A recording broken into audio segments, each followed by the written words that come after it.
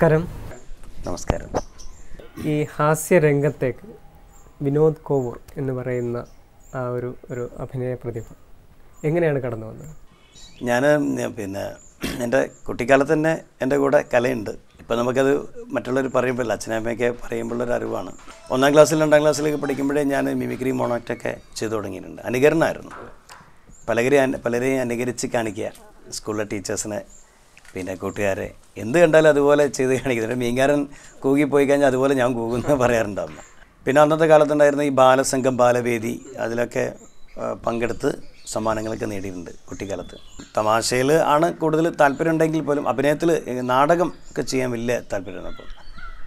അപ്പോൾ ഈ നമ്മുടെ വീട്ടിനടുത്തുള്ള ചെറിയ സംഘങ്ങളുടെയൊക്കെ നാടകങ്ങൾ അഭിനയിച്ചു. പിന്നെ എൻ്റെ അച്ഛൻ തോപ്പിൽ ബാസിയായിട്ടൊക്കെ നല്ല ബന്ധമുള്ളൊരു വ്യക്തിയായിരുന്നു. കലാപരമായിട്ട് ഏതെങ്കിലും മേഖലയിൽ? ഇല്ല, അച്ഛൻ കലാകാരനൊന്നും ആയിരുന്നില്ല. പക്ഷെ അച്ഛനിങ്ങനെ കുറേ പേരായിട്ട് പരിചയം ഉണ്ടായിരുന്നു. അപ്പോൾ ആ പരിചയത്തിന് പേരിൽ അച്ഛൻ ഒരിക്കൽ തോപ്പിൽ ബാസിയെ എന്നെ പരിചയപ്പെടുത്തുകയും തോപ്പിൽ ബാസി KPSCയിലേക്ക് എന്നെ വിളിക്കാനുള്ള ശ്രമമൊക്കെ നടത്തി. പക്ഷേ പഠനത്തെ ബാധിക്കും എന്നുള്ളൊരു പ്രശ്നം വന്നപ്പം ആണ് അതിനകത്ത് പിൻവാങ്ങിയത്. പക്ഷേ അദ്ദേഹം കോഴിക്കോടെ ചില നാടക സംവിധായകന്മാർക്ക് എന്നെ പരിചയപ്പെടുത്തി.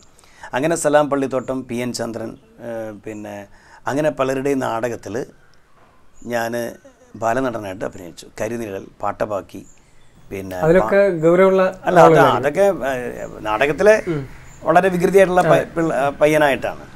പാടൻ 2 ഭാരതം, ചന്ദ്രോത്സവം. ഇതിലൊരു നാടകത്തിൽ എനിക്ക് കാമ്പശ്ശേരി നാടക മത്സരത്തിൽ ഏറ്റവും നല്ല ബാലനടനുള്ള അവാർഡ് മുഖ്യമന്ത്രിയിൽ നിന്ന്, അന്നത്തെ കാലത്തെ അച്യുതമേനോനായിരുന്നു അന്ന് എനിക്ക് അങ്ങനെ ഒരു അവാർഡൊക്കെ കിട്ടിയിട്ടുണ്ട്. അങ്ങനെ നാടകവും എനിക്ക് ഭയങ്കര സന്തോഷമുള്ള കാര്യമായി. സ്കൂളിലൊക്കെ പഠിക്കുമ്പോൾ ഞാൻ തന്നെ ചിട്ടപ്പെടുത്തിയ നാടകങ്ങൾ ഞാൻ തന്നെ ഡയറക്റ്റ് ചെയ്തിട്ട് ഞാനും എൻ്റെ കൂട്ടുകാരും ചെയ്തിട്ടുണ്ട് സ്കൂളിൽ പഠിക്കുന്ന കാലത്ത്. പിന്നെ കോളേജിലേക്ക് എത്തിയപ്പോൾ കുറച്ചുകൂടി ഗൗരവമായിട്ട് ഇതിനെ ഞാൻ കാണാൻ. പ്രീ ഡിഗ്രി ഞാൻ പഠിച്ചത് വീട്ടിനടുത്തുള്ള ദേവഗിരി കോളേജിലും ഡിഗ്രി ഗുരുവായൂരപ്പൻ കോളേജിലായിരുന്നു. ഇതിൽ ഗുരുവായൂരപ്പൻ കോളേജിൽ എൻ്റെ ജീവിതമാണ് എൻ്റെ ജീവിതത്തിലെ ടേണിംഗ് പോയിന്റ്. കാരണം അത്രയും കലയെ സ്നേഹിക്കുന്ന ഒരു കോളേജ്. ഇന്നും ആ കോളേജുമായിട്ടുള്ള ബന്ധം. അപ്പോൾ ഇന്ന് ഇൻ്റർവ്യൂ എന്ന ദിവസം മറ്റന്നാൾ ഞാൻ ആ കോളേജിൽ ഒരു ഉദ്ഘാടകനായിട്ട് പോകുന്നുണ്ട്. എല്ലാ വർഷവും എന്തെങ്കിലും ഒരു കാരണമായിട്ട് ഞാൻ ആ കോളേജിൽ പോകും. അതവിടെ പഠിച്ചിറങ്ങിയ ഒരു വിദ്യാർത്ഥിയും കിട്ടാത്തൊരു ഭാഗ്യമാണ്. കാരണം അത്രയും കലയെ സ്നേഹിക്കുന്ന കുറേ ടീച്ചേഴ്സ്, ഇന്നും എനിക്ക് ഒരുപാട് കടപ്പാടുള്ള ഒരുപാട് ടീച്ചേഴ്സ്, എൻ്റെ കൂട്ടുകാർ. അപ്പോൾ അവിടെ നിന്നാണ് ഞാൻ സംഗീതത്തെയും കൂടുതലായിട്ട്, കാരണം സംഗീതം ഞാൻ അങ്ങനെ ഒരു ശാസ്ത്രീയമായിട്ടൊന്നും പഠിച്ചില്ലായിരുന്നു, വെറുതെ പാടുക എന്നുള്ളത്. പക്ഷെ അവിടെ ചെന്നപ്പോഴാണ് ശാസ്ത്രീയമായിട്ട് പഠിക്കണം എന്നൊക്കെ പറഞ്ഞാൽ ഞാൻ ശാസ്ത്രീയമായിട്ട് സംഗീതം പഠിക്കാൻ തുടങ്ങി. അന്ന് ഞങ്ങളെ ഗുരുവായൂരപ്പങ്ങളിൽ പാട്ട് പഠിപ്പിക്കാൻ വന്നിരുന്നത് കൈതപ്പുറം ദാമോദരൻ നമ്പൂരിയാണ്. അദ്ദേഹം പഠിപ്പിച്ച പാട്ടുകൾക്കൊക്കെയാണ് ഞങ്ങൾക്ക് 1ാം സ്ഥാനം കിട്ടാറ്. അപ്പോൾ കോളേജിൽ പാട്ടുകാരൻ എന്ന നിലയിലും അഭിനേതാവ് എന്ന നിലയിലും പിന്നെ മിമിക്രി മോണോക്റ്റായിരുന്നു എൻ്റെ തട്ടകം. അത് മറ്റാർക്കും ഞാൻ വിട്ടുകൊടുത്തില്ല 3 വർഷം. അതുകൊണ്ട് തന്നെ കോളേജ് നന്നായി ഷൈൻ ചെയ്യാൻ സാധിച്ചു. നാടകത്തിൽ ഓർക്കസ്ട്ര വരുമ്പോൾ ഓർക്കസ്ട്രയിൽ പാടും, ഡാൻസും കളിച്ചിട്ടുണ്ട് കോളേജിൽ. അങ്ങനെ ആ കോളേജിൽ നിന്ന് 3ാം വർഷം കഴിഞ്ഞ് വിട്ടുപിരിയുമ്പോൾ വല്ലാത്തൊരു വിഷമമായിരുന്നു. ഈ കാലഘട്ടം എനിക്ക് കിട്ടില്ലല്ലോ എന്നുള്ളൊരു. പിന്നെ ഈ ബിസോൺ ഇൻ്റർസോൺ കലോത്സവങ്ങളിൽ തുടർച്ചയായിട്ട് സമ്മാനം. ഈ പല വിഷയങ്ങളിൽ, പ്രത്യേകിച്ച് കഥാപ്രസംഗം, നാടകം, പാട്ട്, എല്ലാറ്റിലും നിറഞ്ഞു നിന്നിരുന്നു ഒരു കാലത്ത്.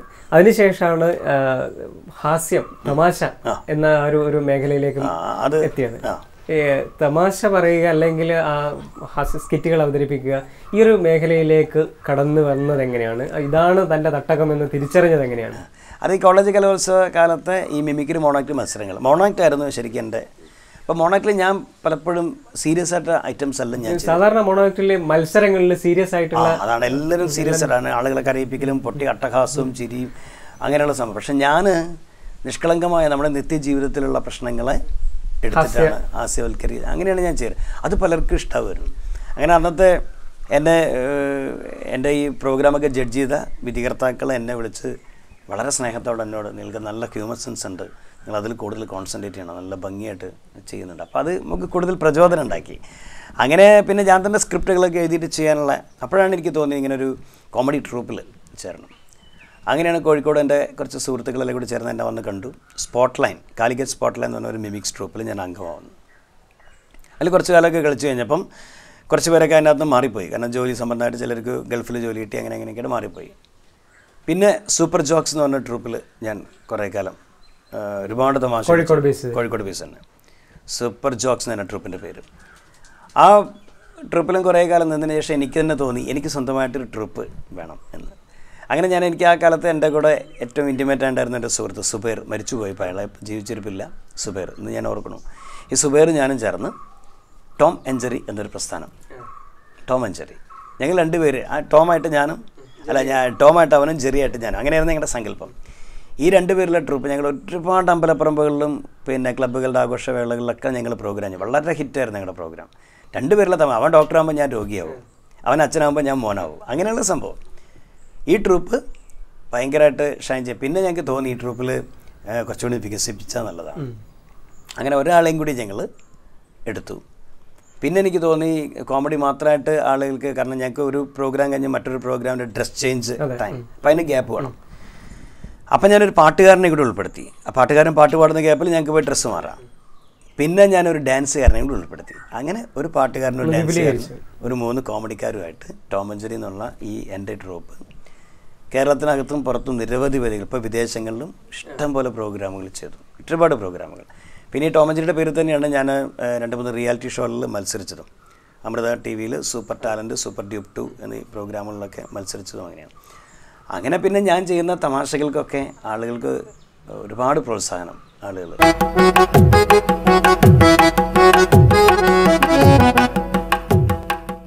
ഇപ്പോൾ വിനോദ് കോവൂർ എന്ന് കേൾക്കുമ്പോൾ തന്നെ നമ്മുടെ മനസ്സിലേക്ക് ഓടിയത് RT ഓഫീസ്. ഓഫീസ് ഒരാളും മറക്കാത്തൊരു ഒരു വിഷയമായിരുന്നു അത്. ആരും സാധാരണ അത്ര രസകരമായിട്ട് ആ വിഷയം അവതരിപ്പിച്ചിട്ടില്ല. ഇതൊക്കെ ആരാണ് സ്ക്രിപ്റ്റ് ഒക്കെ അത് ഞങ്ങൾ ഈ സൂപ്പർ ജോക്സ് അല്ല, ഞാൻ പറഞ്ഞത് കാലിക്കറ്റ് സ്പോട്ട് ലൈൻ എന്ന് പറഞ്ഞ ട്രൂപ്പിലെ ഒരു ഇനമായിരുന്നു അത്. സ്പോട്ട് ലൈനിലാണ് ഞങ്ങളത് കളിച്ചു തുടങ്ങിയത്. പിന്നെ സ്പോട്ട് ലൈൻ പിന്നെ ഇല്ലാതായപ്പം അത് ആയിട്ടും ഞാൻ എൻ്റെ കൂട്ടുകാരനെ കൂടെ കളിക്കാൻ തുടങ്ങി. ഞാനതൊരു 10, എനിക്ക് തോന്നുന്നു ഞാൻ ഏറ്റവും കൂടുതൽ സ്റ്റേജ് ഷോ ചെയ്തത് ആ ഐറ്റമായിരിക്കും. കാരണം അത് ആളുകളുടെ റിക്വസ്റ്റ് തന്നെ. ഇപ്പം ചില സ്റ്റേജിൽ പോയാലും ഞാനത് മടുത്ത് നിൽക്കുമ്പോൾ ആളുകൾ അയ്യോ അത് കളിക്കണം. പക്ഷെ അത് ഒരു പ്രാവശ്യമല്ല, ഒരു 10 പ്രാവശ്യം കണ്ടാൽ മടുക്കില്ല. കാരണം അത് എനിക്ക് ഏറ്റവും കൂടുതൽ അപ്രിസിയേഷൻ കിട്ടിയത് ഒരു റിയാലിറ്റി ഷോയിൽ ഞാനത് ചെയ്തപ്പം നമ്മുടെ വിധികർത്താക്കളായ മുകേഷ്, മണിയമ്പിള്ള രാജു, അവർ ഇതിനെക്കുറിച്ച് കുറച്ച് കാര്യങ്ങൾ പറഞ്ഞു. അതെനിക്ക് ഭയങ്കര ഒരു അപ്രിസിയേഷൻ തന്നെയായിരുന്നു. അപ്പോൾ ആ ഒരു ഇനത്തിൽ നിന്നാണ് ആദ്യമായിട്ടുള്ള എൻ്റെ സിനിമ എൻട്രി എന്നൊക്കെ പറയുന്നത് ശരിക്കും ഉണ്ടാകുന്നത്. പിന്നെ ആ ഐറ്റത്തിലുള്ള പിന്നെ അതിൻ്റെ ഒരു സുഖം എന്ന് വെച്ചാൽ കോഴിക്കോടൻ ഭാഷയുടെ ഒരു സുഖം. അതേപോലെ തന്നെ ഈ ഭാഷ ഒരു വലിയ ഘടകമായിട്ടുണ്ട്. വലിയ ഘടകം. അപ്പം കോഴിക്കോടൻ ആ ഒരു മലബാർ ടച്ചുള്ള ഭാഷ, അതാണ് ഇപ്പം എൻ്റെ വിജയം എന്ന് പറയാം. കാരണം എല്ലാവരും അപ്രിഷ്യേറ്റ് ചെയ്തുകൊണ്ടിരിക്കുന്നത് ആ ഭാഷയെ വളരെ നന്നായിട്ട് വിനോദം ചെയ്യുന്നില്ല. ഞാൻ ഒരു മുസ്ലിമാന്ന് വരെ ആളുകൾ തെറ്റിദ്ധരിച്ചിരിക്കുന്ന ഇഷ്ടംപോലെ ആളുകളുണ്ട്. ഗൾഫിലൊക്കെ പോയിട്ട് ശരിക്കും ഞാൻ ഹിന്ദു എന്ന് പറഞ്ഞപ്പം ഭയങ്കര ഞെട്ടലോടെയൊക്കെ കേട്ട ആളുകളുണ്ട്. അപ്പം നിങ്ങൾ എങ്ങനെ ഇത്ര മനോഹരമായിട്ട് മുസ്ലിം ഭാഷ സംസാരിക്കണമെന്നൊക്കെ. ഞാൻ ഈ സംസാരിക്കുമ്പോഴൊന്നും ആ ഭാഷ ഒരിക്കലും വരില്ലല്ലോ. നമ്മൾ കഥാപാത്രമാകുമ്പോൾ അത് വരും, അതേ വരുള്ളൂ. അപ്പം കോഴിക്കോടൻ ഭാഷയ്ക്കാണ് അത്. ഇപ്പം മറ്റൊരു ജില്ലയിൽ പോയി കഴിഞ്ഞാൽ അവരും പറയും. ഇപ്പം കൊല്ലത്ത് പോയാലും കാസർഗോഡ് പോയാലും അവർ നിങ്ങളെ കോഴിക്കോടൻ ഭാഷയ്ക്ക് ഒരു സുഖം തന്നെ കേട്ടോ. അത് കേൾക്കുമ്പോൾ അതിനെന്തോ ഒരു ലാളിത്യമുണ്ട്, അതിനൊരു ഓമനത്തുണ്ട്, ശാലീനത ഉണ്ട്. അപ്പോൾ അതിങ്ങനെ എല്ലാവരും പറയും. പിന്നെ എൻ്റെ ശൈലി മുഴുവൻ അങ്ങനെയായി. അതിന് ശേഷം വന്ന ഭയങ്കര ഹിറ്റായ എൻ്റെ കാലം മാഷ്, പിന്നെ എൻ്റെ ജാലിയൻ കണാരൻ, എൻ്റെ ബാർബർ ഷാപ്പ്, പിന്നെ കാക്കയുടെ എല്ലാം വളരെ ഹിറ്റുകളാണ്. ഇതൊക്കെ നാട്ടുമ്പുറങ്ങളിൽ സംഭവിക്കുന്ന വിഷയങ്ങളാണ്. ഇത് ഗൾഫിൽ പോയാലോ എവിടെ പോയി നമ്മൾ അവതരിപ്പിക്കുമ്പോഴും ആളുകളുടെ ഉള്ളിലുള്ള നാട്ടുമ്പുറത്തിൻ്റെ ആ ഒരു സത്യമായിട്ടും അത് ഈ കാലം എന്ന് പറഞ്ഞ ഐറ്റമൊക്കെ ഞാൻ ചെയ്തിട്ട് ഗൾഫിലുള്ള 2-3 സുഹൃത്തുക്കൾ എന്നോട് വന്ന് പറയും. എനിക്കത് ഭയങ്കര സന്തോഷമാണ്. വിനോദ്, ഞങ്ങൾക്ക് കുറച്ചു നേരം മുട്ടായത്തെരുവ് കൂടെ നടന്നൊരു സുഖം കിട്ടി. കാരണം മുട്ടായത്തെരുവ് കൂടെ പോകുമ്പോൾ പലതരം കോഴിക്കോടൻ ഭാഷകളാണല്ലോ കേൾക്കുക. പിന്നെ ഈ കാക്കയുടെ ഐറ്റത്തിൽ ഞാൻ ആ മുസ്ലിം മുഹമ്മദ് എന്ന ക്യാരക്ടർ, അപ്പം ഞാൻ മുസ്ലിമാണെന്ന് തെറ്റിദ്ധരിച്ചൊരു ഉമ്മ, ഞാൻ ഹിന്ദുവിനെ തിരിച്ചറിഞ്ഞപ്പം നല്ല പ്രായമുള്ളൊരു ഉമ്മയാണ്. അപ്പോൾ ഉമ്മ എന്നെ അങ്ങനെ ചേർത്ത് പിടിച്ചിട്ട് പറഞ്ഞു ഇഞ്ചി പൊന്നാനി പോയി തൊപ്പിട്ടാളാണ്. അതൊക്കെ നമുക്ക് കിട്ടുന്ന അതൊരു വലിയ അംഗീകാരമാണ്. ഒരു കഥാപാത്രം അത്രയും ജനങ്ങളുടെ ഹൃദയത്തിൽ ജീവിക്കുന്നു, അതൊരു വലിയ കാര്യം തന്നെയാണ്. അതേപോലെ തന്നെ ഈ ഹാസ്യ കഥാപാത്രങ്ങളായിട്ട് സ്കിറ്റുകളായിട്ട് അമ്പലപ്പറമ്പുകളിൽ 2 പേര് പോകുമ്പോൾ എന്തായാലും ഒരുപാട് അനുഭവങ്ങളുണ്ടാവും. അത്തരത്തിൽ ജീവിതത്തിൽ രസകരവും അതേപോലെ കൈപ്പേറിയതായ ഒരുപാട് അനുഭവങ്ങളുണ്ടാവും. എന്തൊക്കെയാണ് അതിൽ ഏറ്റവും മെമ്മറബിൾ ആയിട്ടുള്ളൊരു അനുഭവം എന്ന് പറഞ്ഞാൽ ഈ RT ഓഫീസ് ചെയ്യുമ്പം ഒരിക്കലും നമ്മുടെ കോഴിക്കോട് ടാഗോർ സെൻറ്ററിനുള്ള ഈ പ്രോഗ്രാം നടക്കുക. അപ്പോൾ അവിടെ ടിക്കറ്റ് വെച്ചിട്ടുള്ള ഷോ ആണ്, സെക്യൂരിറ്റിമാരൊക്കെ ഉണ്ട്. അപ്പോൾ എല്ലാവരും കയറി കഴിഞ്ഞു, പ്രോഗ്രാം തുടങ്ങി, ഓർക്കസ്ട്ര ഗ്യാപ്പിൽ കോമഡി ഷോ. അപ്പോൾ ഞാനും എൻ്റെ സുഹൃത്തുമാണ് ചെയ്യേണ്ടത്. അപ്പോൾ ഈ RT ഓഫീസ് ചെയ്യാൻ വേണ്ടിയിട്ടൊക്കെ പ്ലാൻ ചെയ്ത് നിന്നപ്പോൾ ഞാൻ പെട്ടെന്നൊരായിട്ട് ഞാൻ കൂട്ടിനിടാൻ ഞാനേ ഓഡിയൻസിന് ഇടയിൽ നിന്ന് വരാം. ഓഡിയൻസിനിടുന്ന ലുങ്കിമുണ്ടൊക്കെ തലക്കെട്ടൊക്കെ കെട്ടി സിഗരറ്റൊക്കെ വലിച്ച് വരുമ്പം ഒരു കോമഡി ആയിരിക്കും. അപ്പോൾ അവനും പറഞ്ഞു ശരി വിനേട്ടാ അങ്ങനെ പോകാമെന്ന് പറഞ്ഞു. അങ്ങനെ ഞാൻ സ്റ്റേജിൻ്റെ സൈഡ് ഡോർ തുറന്ന് ഓഡിയൻസിൻ്റെ ഇടയിൽ കൂടെ വരാൻ വേണ്ടിയിട്ട് ഹാളിൻ്റെ ഡോർ തുറക്കണമല്ലോ. ഈ ഹാളിൻ്റെ ഡോറിലെത്തിയപ്പം ഹാളിൻ്റെ ഡോറിൻ്റെ മുന്നിൽ ഒരു സെക്യൂരിറ്റി ഗാർഡുണ്ട്. ഈ ടോൾ സെക്യൂരിറ്റി എന്ന് പറഞ്ഞിട്ട് നല്ല ഹൈറ്റുള്ള സെക്യൂരിറ്റിയാണ്. അപ്പോൾ എൻ്റെ പാർട്ട്ണർ RT ഓഫീസറായിട്ട് വേഷം ചെയ്യുന്ന ആൾ മൈക്കിൻ്റെ മുന്നിലെത്തി. അയാൾ 3 കൂർക്കം വലിക്കുമ്പം അയാൾ ഉറങ്ങുകയാണ്. 3ാമത്തെ കൂർക്കം വലിയിൽ ഞാൻ പോയി അയാളെ തോണ്ടണം. ഇയാളവിടെ നിന്നു, ഞാനിപ്പുറത്ത് കൂടെ വന്നു. ഞാൻ ഈ ഡോറിൽ കൂടെ കയറിയപ്പോൾ സെക്യൂരിറ്റീനോട് എന്നൊക്കെ പറയട്ടെ എന്നെ 2 ആട്ടിൽ. കാരണം ഞാൻ ലുങ്കിമുണ്ടാണ്, അടിയിൽ ട്രൗസർ കാണുന്ന ഒരു അലമ്പ് ഷർട്ട്, തലേക്കെട്ട്, കയ്യിൽ ഏതോ ആൾ മതിൽ ചാടി വന്നാണ് ഈ സെക്യൂരിറ്റീൻ്റെ അത്. സെക്യൂരിറ്റി എന്നെ 2 തല്ലില്ല എന്നുള്ള അയാൾ. ഞാൻ പറഞ്ഞു സുഹൃത്തെ ഞാൻ എന്ത് പരിപാടി ഇത് ടിക്കറ്റ് പോടാ എങ്ങനെയാണെന്ന് ഉള്ളിൽ കയറി എന്നൊക്കെ പറഞ്ഞു. എനിക്ക് അതിശയം, എനിക്ക് ഇയാളോട് ഒന്ന്, കാരണം ഇയാളുടെ ഹൈറ്റും വെയിറ്റും കണ്ടാൽ നമുക്കൊന്നും പറയാൻ പറ്റില്ല. ഈ 3 കൂർക്കം വലിയ ഉള്ളിൽ എത്താൻ വേണം. 3 കഴിഞ്ഞ് ഓൻ 4, 5 കഴിഞ്ഞിട്ട് ഞാൻ എത്തണില്ല. അവസാനം ഓൻ കണ്ണൊക്കെ ഓൻ പിന്നീട് ഓൻ പറയും ഓൻ കണ്ണൊക്കെ തുറന്നിട്ട് എങ്ങനെ നോക്കാൻ തുടങ്ങി ഞാൻ വരുന്നുണ്ടെന്നൊക്കെ. അപ്പോൾ ഞങ്ങളുടെ ഈ പ്ലാനിങ് കേട്ടൊരാൾ എന്താ ഞാൻ എത്താത്തെന്നുള്ള അയാൾ വിനോദ് പുറത്തു കൂടെ വരുന്ന പറഞ്ഞാൽ വിനോദിനെ കാണുന്നില്ല. ഇവർ ഈ ഡോറ് തുറന്ന് നോക്കുമ്പോൾ ഞാനും സെക്യൂരിറ്റി യുദ്ധം നടക്കുകയാണ്. സെക്യൂരിറ്റിനെ തല്ലാനൊക്കെ ഞാൻ ഇയാളെ തട്ടിക്കാൻ നോക്കണം, ഞാൻ ഇയാളോട് പൊട്ടിത്തെറിക്കണു. അപ്പം ഈ ബാഡ്ജ് കുറ്റി 4-5 ആൾക്കാർ വന്നിട്ട് സെക്യൂരിറ്റി അല്ല സുഹൃത്ത് നിങ്ങൾ എന്താ ചെയ്യണത്, അല്ല അയാൾ ഉള്ളിൽ കയറണത് അയാൾക്ക് എന്നൊക്കെ. എടോ അയാൾ പ്രോഗ്രാം ചെയ്യേണ്ട ആളാണ്, അയാളെയാണ് സ്റ്റേജിൽ കാത്തിരിക്കണത് എന്ന് പറഞ്ഞിട്ട് ഈ സെക്യൂരിറ്റീനെ 2 ചീത്ത പറഞ്ഞു. എന്നിട്ട് എൻ്റെ കൈ പിടിച്ച് വലിച്ചു വര് ഡോറിലേക്ക് പോവുക. ഞാൻ വന്നിട്ട് കാണിച്ചു തരാമെന്ന് പറഞ്ഞു പോയി. ഞാൻ അങ്ങനെ കുറച്ച് ലേറ്റായിട്ടാണ് ഞാൻ സ്റ്റേജിൽ കയറി ചെല്ലണേ. അപ്പം പ്രോഗ്രാം ചെയ്തു. ഇനി പ്രോഗ്രാം ചെയ്യുമ്പോഴൊക്കെ എൻ്റെ ഉള്ളിൽ ഈ ഒരു തമാശയാണ്. ഇത് കഴിഞ്ഞ ഉടനെ ഇവൻ സൈഡ് നിങ്ങൾ എന്ത് പണിയാ വിനോട്ടാ 8 കൂർക്കം വലിയ വലിച്ച് നിങ്ങളെവിടെ. ഞാൻ പറഞ്ഞ എൻ്റെ കഥയൊന്നും ഈ പറയണ്ട, എൻ്റെ ശവം എടുക്കേനി. അമ്മാരി സെക്യൂരിറ്റി എന്നെ പിടിച്ചു വെച്ചെന്ന്. ഇത് പിന്നെ അറിഞ്ഞ് പിന്നെ സെക്യൂരിറ്റിക്ക് കുറ്റബോധം മനസ്സിലായി. അയാൾ പിന്നെ വന്ന് എന്നോട് ക്ഷമയൊക്കെ പറഞ്ഞു. നിങ്ങളിന്നാ പറയണ്ടേ.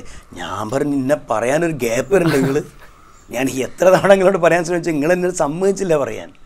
അതൊക്കെ ഒരിക്കലും മറക്കാത്തല്ല. അതിന് ശേഷം പിന്നെ ഒരിക്കലും ഞാൻ ഓഡിയൻസിൻ്റെ കൂടെ പോകാനുള്ള ശ്രമം നടത്തിയിട്ടില്ല. സൈഡിൽ തന്നെ കാര്യങ്ങളൊക്കെ. പിന്നെ പോലീസ് പിടിക്കൂല. എനിക്കിപ്പോൾ എത്രയോ തവണ എന്നെ കോഴിക്കോട് നിന്നൊക്കെ പല ഘട്ടങ്ങളിലും പോലീസുകാർ തടയും. തടഞ്ഞിട്ട് വന്ന് എന്താ ചെക്ക് ചെയ്യാൻ പറ്റാ, സാറേ വിനോദ് ഗൗരാണ്, പോയിക്കോളാം പരിപാടി കഴിക്കും പോയിക്കോട്ടെ. പോകണം. വണ്ടി എടുത്താൽ റോങ് സൈഡിൽ പാർക്ക് ചെയ്തു.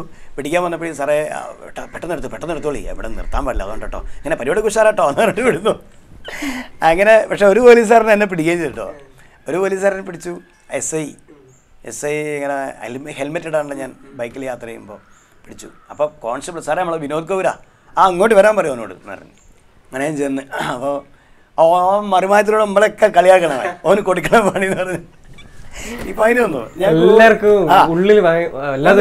ഞാൻ ധൈര്യമായിട്ട് ഫൈൻ കൊടുത്തു. ഫൈൻ കൊടുത്തു കഴിഞ്ഞ് റെസിപ്റ്റൊക്കെ തന്നതിന് ശേഷം ഉഗ്രം പരിപാടി കേട്ടോ നിങ്ങളത് എന്ന് പറഞ്ഞു. ഒരുപാട് നല്ല സന്തോഷങ്ങളാണ്. എവിടെ പോയാലും നമുക്ക് കിട്ടുന്ന ഒരു പ്രയോറിറ്റി, കലാകാരന്മാർക്ക് കിട്ടുന്ന പ്രയോറിറ്റി. പിന്നെ ഇപ്പോൾ ഒരുപാട് ഉദ്ഘാടനങ്ങൾ.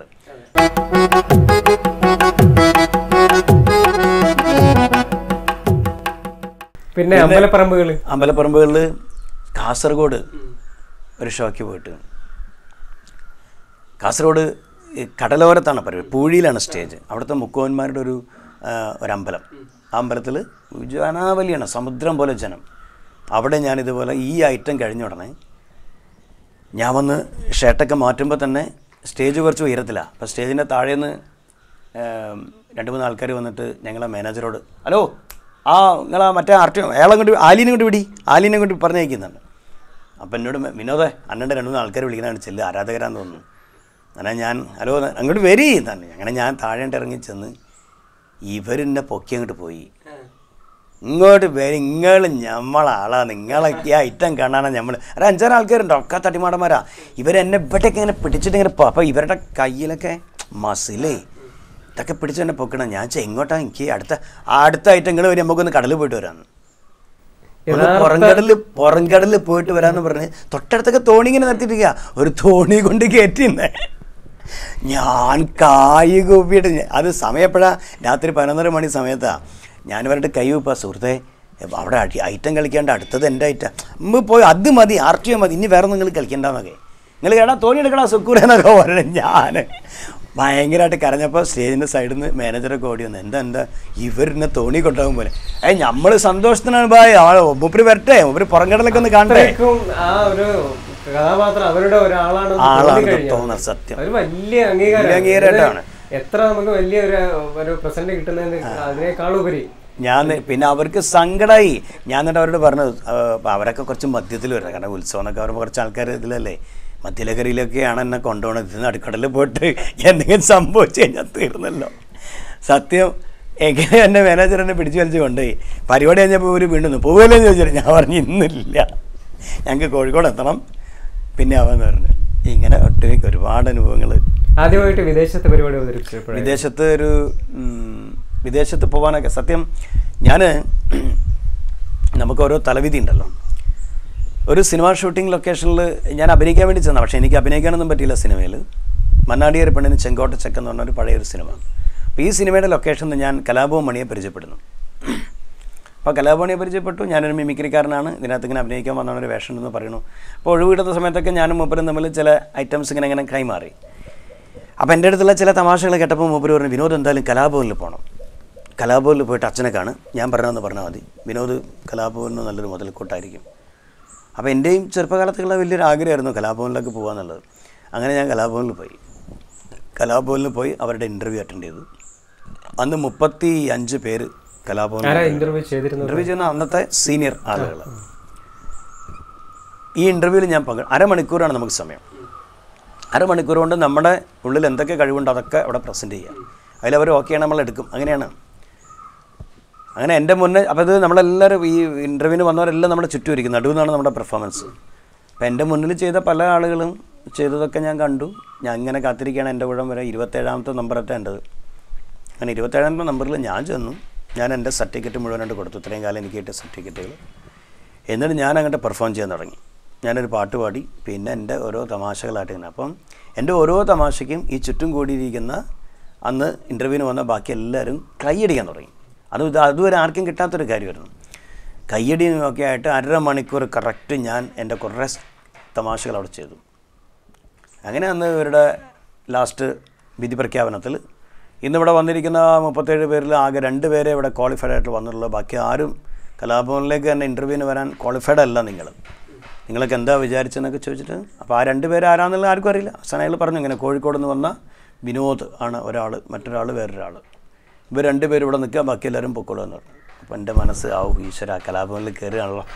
എത്ര ആളുണ്ടായിരുന്നു കലാഭവനിൽ? അത് ഞാൻ കളിച്ചിട്ടില്ല, ഞാൻ ക്ലൈമാക്സിലേക്ക് വരുന്നുള്ളൂ. അങ്ങനെ എൻ്റെ പേര് അഡ്രസ്സൊക്കെ അവിടെ എഴുതി വെച്ചിട്ട് വിളിക്കാട്ടോ എന്ന് പറഞ്ഞ് പോന്നു. അപ്പോൾ ഞാനന്ന് അച്ഛനെ കാണാൻ ശ്രമിച്ചു, പക്ഷേ അച്ഛൻ അന്ന് സ്ഥലത്തില്ല എന്ന് പറഞ്ഞു. അച്ഛൻ ഗൾഫ് ട്രിപ്പിന് കൂട്ടുകാരുടെ കൂടെ പോയതാണ്, ട്രൂപ്പിൻ്റെ കൂടെ എന്ന് പറഞ്ഞു. ഞാൻ തിരിച്ചു വന്നു. ഒരാഴ്ച കഴിഞ്ഞിട്ടും 2 ആഴ്ച കഴിഞ്ഞിട്ടും 3 ആഴ്ച കഴിഞ്ഞിട്ടും കലാഭവനിൽ വിളിയൊന്നും ഉണ്ടായില്ല. പിന്നീട് ഞാൻ കലാഭവനിലേക്ക് അന്വേഷിച്ച് ഒരിക്കൽ കൂടി ചെന്നു. അവിടെ ചെന്നപ്പോൾ അന്ന് അതിന് ഇൻ്റർവ്യൂ ചെയ്ത് ആരുമില്ല. അപ്പോൾ ഓഫീസ് സ്റ്റാഫിലുണ്ടായിരുന്നൊരു പെണ്ണ് പറഞ്ഞു, ഞാൻ പറഞ്ഞു എനിക്ക് സെലക്ഷൻ കിട്ടിയിരുന്നു, എന്നെ വിളിക്കാമെന്നൊക്കെ പറഞ്ഞു.